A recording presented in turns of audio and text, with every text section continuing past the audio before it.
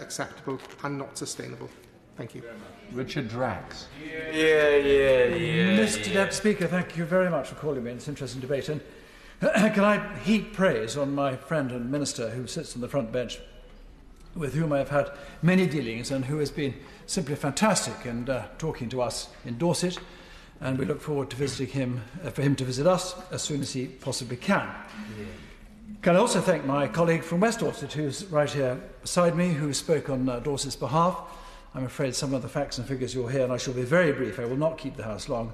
I suspect will repeat what he's already said, but it's worth repeating. Can I also thank the Chief Constable, the new Chief Constable, Scott Chilton, and our new PCC, David Sidwick, both of whom, I'm glad to say, are joined at the hip, both of whom want to tackle crime, that's refreshing, and protect us on the streets. And what a wonderful job they are currently doing. And we are, myself and my colleague in West Dorset, and other MPs, obviously from Dorset, are right behind them both.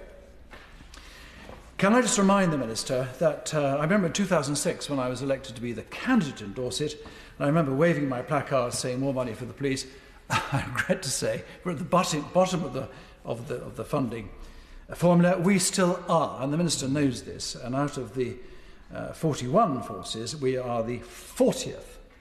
That's excluding the council tax precept, which many honourable members have already talked about. And my friend, I may call him my friend from North Durham, we don't always agree politically, but we sit together on the Defence Committee and are friends, and he's raised this point about the precept. And I agree, to a certain extent, that this is a vulnerability, because in Dorset we pay a very high council tax, and any more money is affecting my constituents, many of whom are struggling to pay this dreadful tax. I'd also like to bring in, he's not in his place right now, my honourable friend from Mid-Dorset and North Poole, a government whip who was on the front benches and who I know is equally passionate about the police in Dorset. A few statistics, forgive me, Deputy Speaker, and the Minister, who I'm sure will understand this, but the national funding formula, Dorset receives £91.79 per head of population. The range is from £188 to, say, £90. The median is £109.28. To reach that, Dorset would need an additional £13.5 million in funding for Dorset alone. The net revenue expenditure, Dorset is 28th out of 41 forces. Again, I think my colleague from West Dorset mentioned this. The median is £189 per head. We'd need an extra £5.4 million to reach the median. The point in Dorset is so beautiful that millions of people visit it, and we welcome them. But the population, again, as we've heard, trebles in the summer. There is no extra funding or resources for that. There is no extra grant funding to tackle drugs and violence, despite the 10-year drug strategy. Yet Bournemouth, which is not in my seat, but clearly part of Dorset, is 9th in the country for heroin and crack cocaine use. And this is a really worrying trend. And the Dorset and the Bournemouth and Poole and Christchurch town, city, call it what you will, has got a growing problem down there, and it needs the resources to tackle it. And also we have no VRU or ADA funding, and the Minister will understand what they are. The county lines in Dorset, again I have briefings from Dorset Police, the county lines issue is a real problem for us.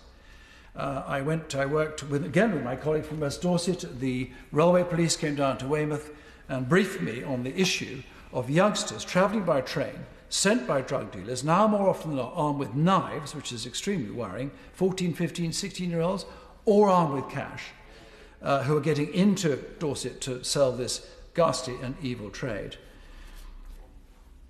Dorset is 40 out of 41 of the national funding for violence, prevention and safe spaces. And our request to join electronic monitoring of offenders pilot was sadly rejected. The crime pattern between 17 and 21 is well understood, and it follows an established pattern, but it remains high.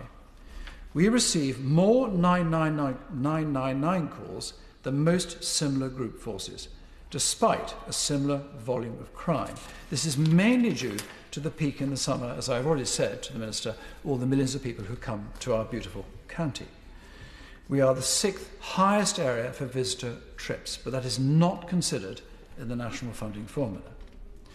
Again, as my colleague from West Dorset has mentioned, the crime pressure estimate, which measures severity of crime using the Home Office tool against the number of officers in the force. Dorset crime pressure in 2020 is over 3 times the national average, the highest of any force.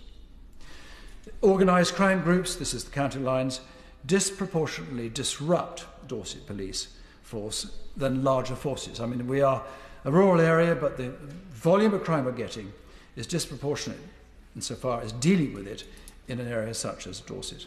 And finally, we are extraordinarily just outside the top 10 for armed deployments per 100,000 head of population, which is absolutely extraordinary when you think we live in this chocolate box, I think my colleague called it, and that's clearly what so many people think we are. We have our issues, Minister. I know you're aware of this. We look forward very much to the Minister coming down to visit us, and I very much hope that when you meet the new excellent PCC and our Chief Constable, we can discuss how we can resolve at least some of these issues. Thank you. Richard Fuller. Thank you very much,